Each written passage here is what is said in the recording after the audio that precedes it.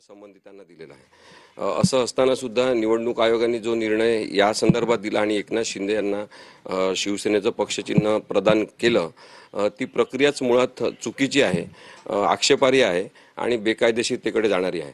दुसरी गोष्ट निवडणूक आयोगाने जी केली की सिम्बॉल रूल्सनुसार केवळ पक्षचिन्हासंदर्भातला निर्णय देणं त्यांनी अपेक्षित होतं, परंतु त्यांनी शिवसेना एकनाथ शिंदेंची आहे असा सुद्धा एक निकाल देऊन टाकलेला आहे, जो त्यांच्या अखत्यारीत बसत नाही, अधिकार क्षेत्राचं ते उल्लंघन ठरते।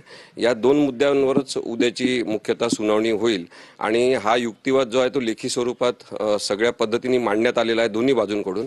त्यामुळे त्याच्याबद्दलचं जे मौखिक म्हणणं आहे किंवा ओरल आर्ग्युमेंट आहे ते उद्या होईल आणि त्याच्यावर एक निकाल सुद्धा येऊ शकतो। 14 जुलैला तुम्ही जेव्हा मध्ये पिटिशन आयोग दाखल केलं तर त्याच्यामध्ये अशी मागणी होती की एकनाथ शिंदे यांचं स्थानिक स्वराज्य संस्थांच्या निवडणुकीच्या पार्श्वभूमीवर चिन्ह गोठवण्यात यावं। न्यायालयाने म्हटलं की आता या सगळ्याचं सोक्षमोक्ष आम्ही लावू। काय वाटतं, लागेल का? कारण 20 ऑगस्ट ही मधली तारीख पडली तेव्हा सुनावणी झाली, 16 सप्टेंबर एक तारीख झाली तेव्हाही सुनावणी नाही झाली। आता सुनावणी होईल असं वाटते। खरं तर न्यायाधीशांनी असं सुद्धा म्हटलं होतं की आपण दोन्ही पिटिशन म्हणजे जी मुख्य याचिका आहे, जेव्हा सर्वोच्च न्यायालयाने निर्णय दिला होता जस्टिस चंद्रचूड यांच्या अध्यक्षतेखाली आणि राहुल नार्वेकरांच्याकडे ते प्रकरण सुपूर्द केलं होतं, पण त्यांनी सुद्धा अत्यंत बेकायदेशीर आणि घटनाबाह्य असा निर्णय घेतला असं आमचं म्हणणं आहे। त्याला सुद्धा आव्हान देण्यात आलेलं होतं, तर त्या दोन्ही याचिका एकत्रित सुनावणी करू असं सुद्धा सजेशन न्यायाधीशांतर्फेच आलेलं होतं, परंतु आता केवळ पक्षचिन्हासंदर्भातली सुनावणी घेणार आहेत। राजकीय दृष्टिकोनातून आणि कायद्याच्या दृष्टिकोनातून सुद्धा पक्षचिन्हाबाबतची सुनावणी आता होणं याला एक वेगळं महत्त्व आहे आणि पक्षचिन्हासंदर्भातला निकाल झाला पाहिजे। अगदी उद्धव बाळासाहेब ठाकरे यांच्या विरुद्ध निकाल दिला तरी चालेल, परंतु निकाल झाला पाहिजे, कारण की निकाल देताना कोणत्या कारणांसह तो निकाल देणार आहे, कोणत्या रिझनिंगवर तो निकाल देणार आहे हे सुद्धा समाजातल्या लोकांना कळलं पाहिजे।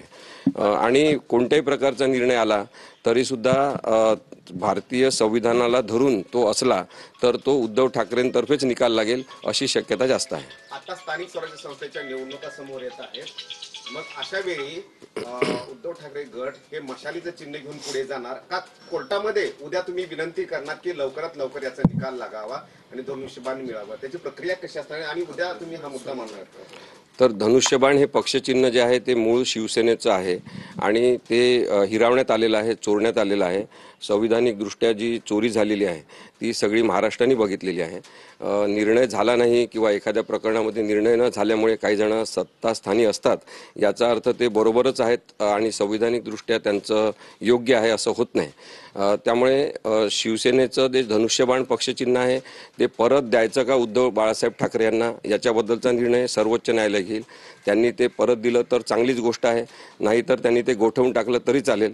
जे काही पक्षचिन्ह यानंतर देण्यात येईल त्यावर मूळ शिवसेना ही निवडणूक लढवेल असं मला वाटते। सर, साधारणतः सुनावणी होती म्हणजे उद्याची जी तारीख दिसते त्या तारखेला पूर्ण युक्तिवाद होतील की युक्तिवादासाठी तारीख दिली जाईल? कारण तुम्हालाही युक्तिवाद करावा लागणार आहे, समोरच्या पक्षालाही युक्तिवाद करावा लागणार आहे, यासाठी वेळ लागू शकतो। सो उद्या कोर्ट त्या अनुषंगाने टाइम टेबल देईल की थेटच त्याला जोडून सर की उद्या तुम्ही असं लिहिलंय की कोर्टाने जाहीर केलंय की अंतिम सुनावणी, तर ती अंतिम सुनावणी तर नाहीये, तारीख डिसाईड केली गेली आहे, राईट?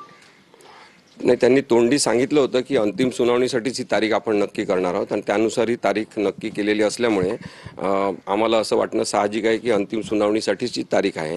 अर्थातच याबद्दलचा निर्णय सुद्धा परत सुप्रीम कोर्टाला किंवा त्या न्यायाधीशांनाच घ्यायचा आहे। त्यामुळे अंतिम सुनावणी जर घेतली तरी सगळ्या बाजूनी सगळेजणच तयार आहेत, म्हणजे याचिकाकर्त्यांतर्फे कपिल सिब्बल सर हे आर्ग्युमेंट करणार आहेत आणि प्रतिवादींतर्फे जे कोणी करणार असतील त्यांची पण तयारी आहे। त्यामुळे हे खूप मोठं असं मॅटर नाही आहे। संविधानिक दृष्टिकोनातून पाहिलं तर सिम्बॉल रूलचं उल्लंघन झालेलं आहे का, सिम्बॉल रूलनुसार निर्णय घेण्यात आलेला आहे का, आणि शिवसेना हा पक्ष कोणाचा हे ठरवण्याचे अधिकार उच्च न्यायालयाला किंवा सर्वोच्च न्यायालयाला असू शकतात, पण ते निवडणूक आयोगाला आहेत का, हे दोनच प्रश्न याच्यामधले महत्त्वाचे ठरणार आहेत। त्यामुळे अंतिम सुनावणी उद्या होऊ शकते। जास्तीत जास्त सुनावणी झाल्यावर उद्याच निर्णय येईल असं होणार नाही, कदाचित निर्णयासाठी परत निर्णय राखून ठेवण्यात येईल आणि काही दिवसांनी निर्णय देण्यात येईल असं सुद्धा होऊ शकते। PR युक्तिवादासाठी उद्यापासून सुरुवात होईल असं वाटतंय का आणि किती दिवस चालेल हा युक्तिवाद साधारण? मला वाटत नाही की याच्यामध्ये आता 16 नंबरला ते प्रकरण उद्या लागलेलं आहे, त्यामुळे अगदी 12 वाजेपर्यंत सुद्धा प्रकरणाची सुनावणी सुरू झाली तरी सुद्धा ते दुपारपर्यंत संपू शकते असंच प्रकरण आहे आणि तेवढंच आहे. आता अर्थातच नवीन घडामोडी काय घडतात, तारीख पुढची घेण्यासाठी काही काय म्हणतो त्यांना न्यायिक क्लुप्त्या केल्या जातात का, यावर सगळं अवलंबून आहे. कारण की काही जणांची वकिली आमच्या वकिली क्षेत्रामध्ये ही अशीच आहे की न्यायिक क्लुप्त्या करायच्या आणि केसेस पुढे ढकलायच्या, त्यातून अन्यायग्रस्तता वाढत जाईल तरी चालेल अशा पद्धतीचा जर काही जणांचा ॲटिट्यूड असेल तर या केसमध्ये सुद्धा अनेक केसमध्ये तशी तारीख होईल. सरन्यायाधीश PR गवई यांच्यावरती ज्या पद्धतीने काल बूट फेकवण्याचा हे झाला, तुम्ही देखील वकील आहात, खास करून सरन्यायाधीश महाराष्ट्रातून येतात, त्याबद्दल तुमची आणि मला पश्चाताप नाहीये असं त्यांचं म्हणणं आहे बूट फेकण्याचा प्रयत्न करणाऱ्या वकिलाचं. नाही, एका दिवसात काही अशा घटना घडत नसतात, याच्यासाठी एक मानसिकता तयार व्हावी लागते आणि काही लोकांची अशी राक्षसी मानसिकता परंपरागत पद्धतीने हळूहळू तयार झालेली आहे. म्हणजे जसं आमच्या वकिली क्षेत्रामध्ये तसे काही डोकं बिघडलेले लोक आहेत, तसे काही डॉक्टर आहेत, काही पोलीस अधिकारी आहेत, काही तुमच्या पत्रकारितेत